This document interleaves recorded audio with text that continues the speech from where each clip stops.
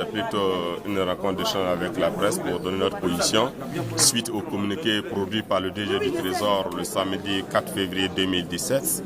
Nous avons vu ce communiqué via les réseaux sociaux et aujourd'hui nous avons vu ça abondamment reproduit et cela est répandu presque dans toutes les presses, dans tous les quotidiens.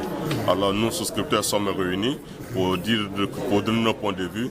Nous ne sommes pas d'accord avec le contenu du communiqué, bien qu'il ait fait un samedi, un jour férié en Côte d'Ivoire.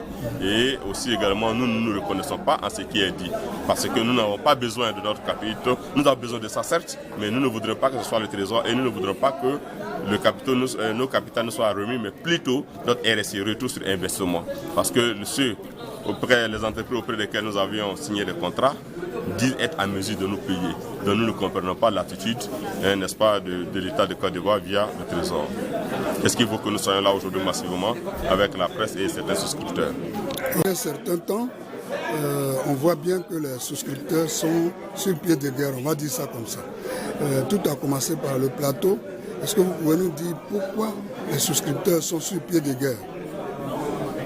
Oui, les souscripteurs sont principalement sur pied de guerre face à l'attitude de l'État de Côte d'Ivoire via le Trésor de geler les comptes des structures d'agrobusiness.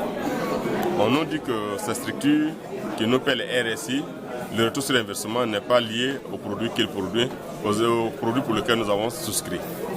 À partir de ce moment, l'État s'est autosaisi de geler les comptes via n'est-ce pas, le procureur général qui saisit un juge d'instruction. Ils disent que c'est dans l'intérêt de préserver nous, souscripteurs, par rapport à l'expérience de placement d'argent. Nous disons ok, mais pour ce qui est de l'agrobusiness tel qu'il fonctionne, tel que nous avons souscrit, il ne court aucun risque, aucun danger. Il n'y a que seul l'État qui dit qu'il y a un danger à l'horizon, ou du moins dans la profession. Mais nous, souscripteurs bénéficiaires, disons non, qu'il n'y a pas de danger à l'horizon dans la filière parce que nous avons été régulièrement payés. Ils nous disent